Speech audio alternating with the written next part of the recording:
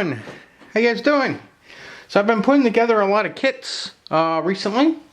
Putting together the diner, some houses, some buildings. So this here is the little ranch house.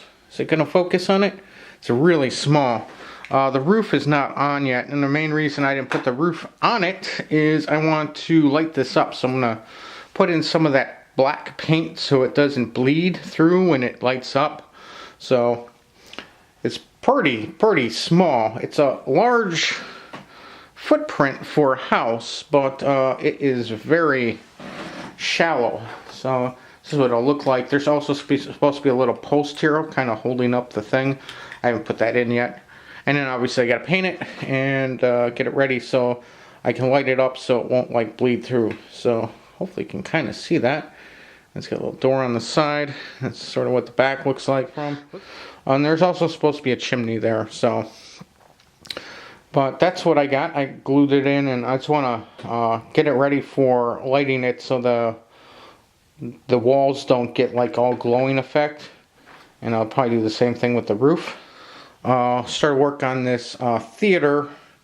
Unfortunately, this theater is a lot bigger than what it was advertised as. And unfortunately, I put it together, and this doesn't really fit anywhere. I mean, it literally doesn't fit anywhere in my town. So I'm not going to use this building on my layout. I'll use it down the line on a future layout if I ever expand this one. You know, someday I'm hoping to expand it. So I have a lot of kits that I put together. I like putting together the kits. They're fun. But I have a lot of kits that don't actually even fit on this layout, and this will just be another one of those. I still will put a theater there. I just won't put this particular one because it's too big. It just doesn't fit anywhere. It's unfortunate because it's a cool looking building, especially once I get all the doodads on. But it's not going to fit my layout. It's just way too big.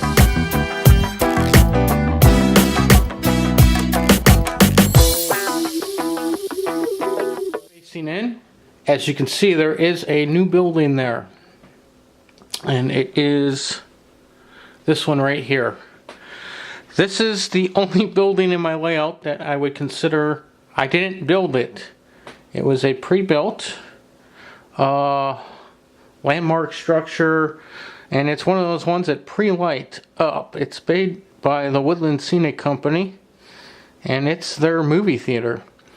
And I went for this theater because it could fit in that area. Number 2, it looks really cool. Number 3, it was on sale. So the other theater obviously didn't fit. It was way too big. And this one fits perfectly. This building here still needs some more work. But this thing lights up. It comes pre-wired to light up, and that's what it's going to look like on the street there. I'm going to put it right there. There will be a street light right between it. And so all these buildings here I am going to light up. This one already comes with lights, and the little sign lights up, and the interior. So I kind of want to take a look at it a little closer. I never really seen anyone do an in-depth review of it. I looked all over YouTube, and there were some for O scale, but none for N scale. It's pretty cool looking, and like I said, I got this as a gift, but I did get to pick it out when I got, so I'm going to take a little closer look at what it is. Is it going to focus on it? So there we can see it. I may do another video where I do it on my desktop so we can take a look at it, and I can light it up and you guys can see it, but it's hard to see them back in my monitor if this thing's focusing on it. It's pre-painted. You know, I wouldn't really go with this style myself on the sides. I really wouldn't go with kind of that style. But the front of it, and if we can see if it's going to focus on there. Okay, there we go. A little bit better if we zoom out. That is pretty sweet from the front. And like I said, this entire thing lights up, and the interior lights up. Let's take a look at the bottom here. So they have like a cardboard inset in there to light things up. And there are 2 lights in there, and it has wired for the Just Plug system. Movie theater. And it's a Just Plug movie theater. As you can see, there is a cable here, and there are 2 lights. Lights up the interior and the signage. This is the roof. doesn't look bad. It looks pretty cool, and it's kind of interesting how it's got a side type thing on it. But really the best part here is the front. The front looks gorgeous, and that's what it looks like unlit up. You have little movie posters here, you have a ticket stand, and then inside you have some stuff we'll take a look at soon. And then, so you can see the cord is not very long. My layout, I have to go through about 4 inches of foam and then run it to this thing, and that's not enough. They sell these little just plug extension cables. I got these for like $4 or $5, and you get 2 cables inside, and they're pretty long. This will extend it, I think, I'm not exactly sure the actual size, 48 inches. And let's see what this thing looks lit up. And I can tell you it's lit up now. And it might be hard to see. I might need to turn off the top light. But you can see that the sign lights up, and it's really hard to see because of the aperture on this camera that I'm using. But you can see the interior out there. It looks like a snack stand and a doorway going into the theater. Well, that's that cardboard cutout, as you can see, and whatnot. But I think it looks cool, and that's all it really matters. If it looks cool to me, and it's going in my layout, I think it's worth it.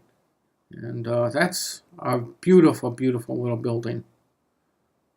So that is, and they call it the Landmark Structure Theater, and that's the little thing it comes in. It's not very much to it, but I think it looks really good.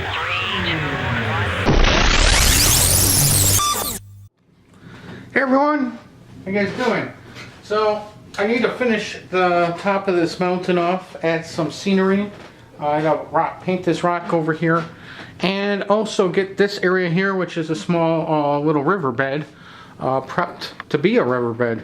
So I'm going to be putting in this flex paste in this riverbed. So I'm going to just put some along where the riverbed's going to be, because I'm not going to put any plaster rocks on here.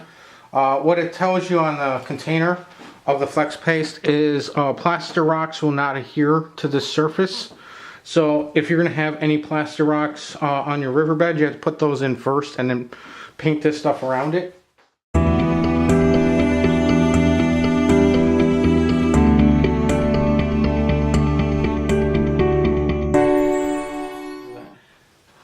This stuff is in there. Okay. So I got it there. I'm going to be putting a rock down below that section. So I have the first 2 tiers. 3rd, 4th, 5th, and basically a 6th tier.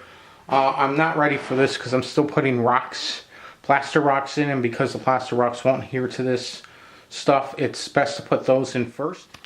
Okay guys, I'm going to glue in this rock thing here. I got the hot glue heating up, and so I plan to get it in there. I'm going to try putting that rock on. I have a ton of glue on the back of this thing now. I tried to hot glue it on and it wouldn't go on. So I'm going to use tape, I'm going to use glue, and I'm going to use plaster cloth. And I'm going to try to use a combination of this to get it to work.